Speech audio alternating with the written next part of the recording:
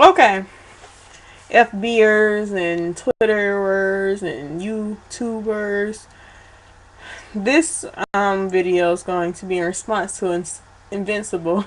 I'm about to say Inceivable. Invincible, my homeboy, my big brother. Down like 4 flat tires since what, 95? Anyway, he had this video called Sheltered or Protected. You know how some people are sheltered in life and they get out in the real world and then they go crazy because they've never experienced that before. And they have they're so protected and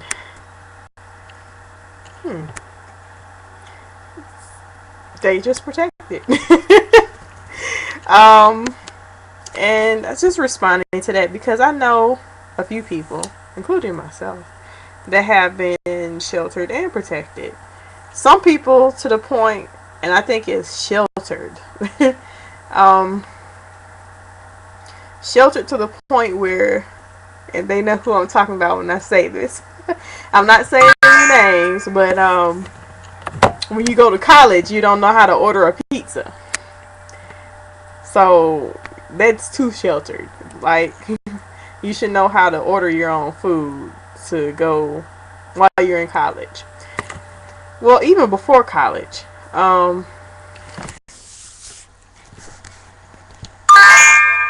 don't think being sheltered is bad to a certain extent. I think sometimes that people need to do that. I think kids see too much now. They see too much and too much is expected of them at certain points of their life. But then you have some of these protected ones that don't see enough and they don't take enough of responsibility at the right points in their life. So I think what it is that you have to find a healthy balance. No, your children should not be seeing people shoot up drugs. You should protect them from that.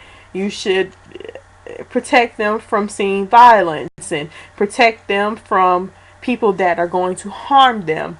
And I'm not talking about things that you couldn't possibly conceive. I'm talking about things that you know that are there. Like, you know, if you have a pervert for a boyfriend, don't let your child near your boyfriend. Matter of fact, get rid of the boyfriend. Don't let them hang around. You know when you had something's not right, when things are not clicking together. But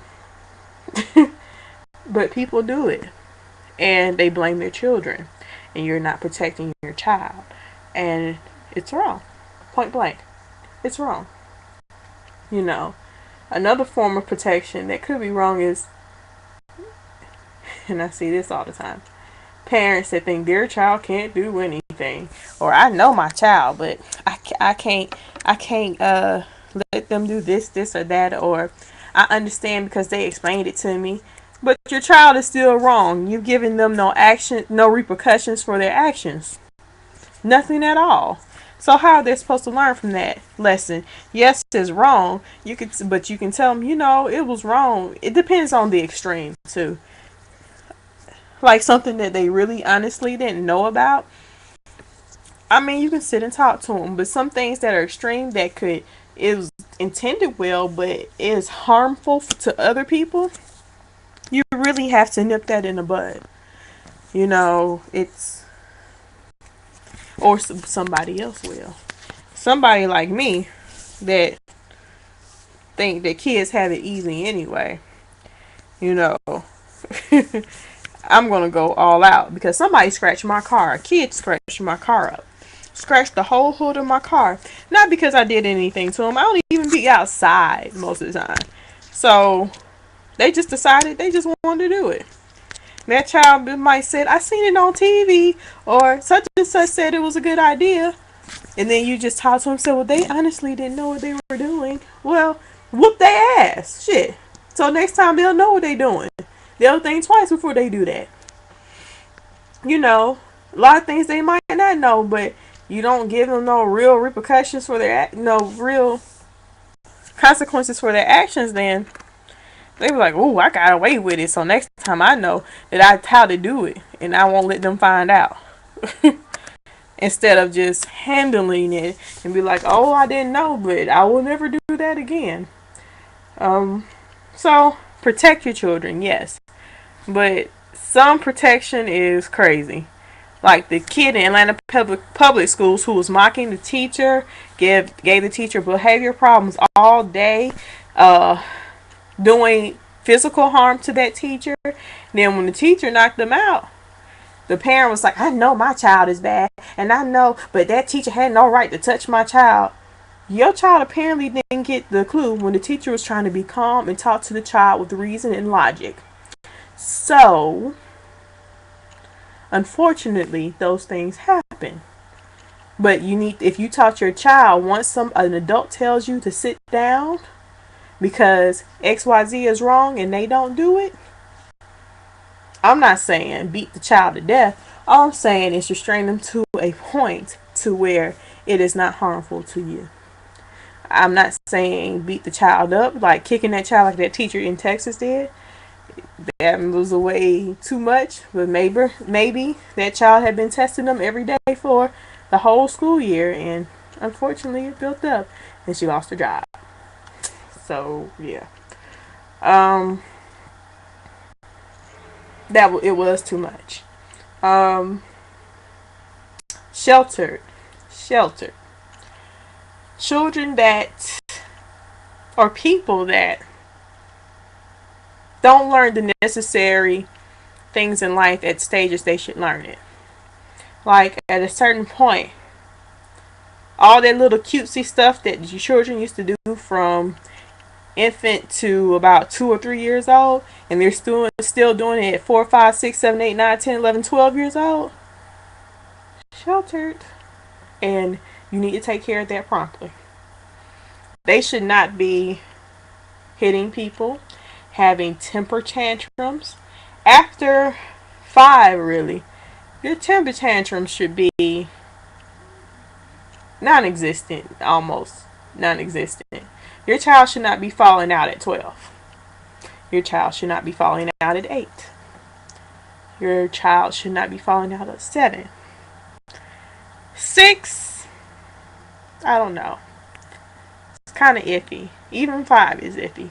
But 7, 8, 9, 10, 11, 12, your child should not be falling out. And they should be doing things like learning about money, learning about life at appropriate levels. Don't take them to the strip club, okay? That's not what I'm saying. I'm saying like they should know the value, should learn the value of money. Everything is not free. Just because you want something doesn't mean that you're going to get it. And because you don't get it doesn't mean that you fall out. It's just a healthy balance, and people having common sense to know when to give it to your child and when to pull it back, or when to just give them a little piece of it. Just a little piece. Sometimes that's all you need to start them with, and then you build on that. But it's really about having the sense enough to know your child, know what they can handle, know the level at which you should teach them whatever, and so they can go out in the world to be a productive person. They can go out in the world and know how to order their own food, know how to go grocery shopping, know how to balance a checkbook. Know that because they have a checkbook and a check card, that doesn't mean that they just spend until somebody takes it away. Know that they have an actual balance that they start with and money that's allocated for certain things. I think that's something else. That'll be another blog because I want to talk about Black people and money. And we're all a victim of this, especially if you're Black. You need to know how to manage your money better. It's all about your life. Stop keeping up with the Joneses. Because that family has a big house don't mean that you need to have one. Because you were approved for $300,000 doesn't mean you need a $300,000 house. It's simple. I'm not saying spend your life in poverty, but I'm saying healthy balance. Anyway, this is at 9 minutes and 51 seconds, and I'm going to end this response now because I think I've said quite a bit, and hopefully you like it.